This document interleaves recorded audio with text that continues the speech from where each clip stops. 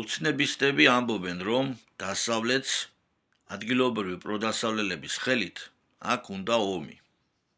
გეთანხმებით, მართალი ბრძანდებით.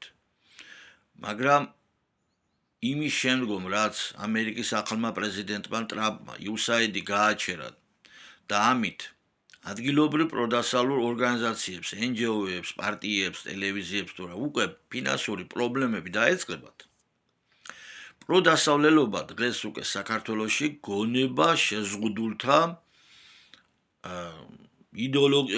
მიმართულებად დარჩება. და ეს არც ისე ცოტანი არიან პროდასავლელები კიდე იქნებიან, მაგრამ ყოველგვარ ძალას გამოცილები, რადგან მათ აღარ იქნება დაფინანსება. და პარალელურად, როდესაც ოცნება არაბებს ხელშეკრულებას დებს და საქართველოს ბიუჯეტის ნახევარი ფინანსებზე ყიდის საქართველოს და აქ თანხმდება ორი დიდი ქალაქის აშენებას არაბების მიერ და გაივსება ქვეყანა აზიელებით. ოცნების მხარდაჭერა ამის შემდგომ უკვე ნიშნავს სამშობლოს ღალას და სარწმუნოების წინააღმდეგ ბრძოლას. კიდევ ვიმეორებ. პროდასავლელთა შიშით და ომის შიშით აქამდე კიდე შეიძლებოდა რაღაც ფორმით გამართლებულიყო, გაправებულიყო ოცნების მხარდაჭერა.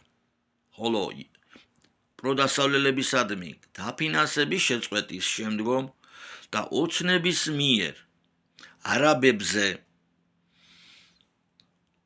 ქართული მიწების მიყიდვის შემდგომ რის შედეგადაც არაბები აქ და ზოგადად აზიელები ორ დიდ ქალაქს ააშენებენ და საქართველოს პრაქტიკულად დადგება საფრთხის წინ, ის არსებობა შეწყვეტს.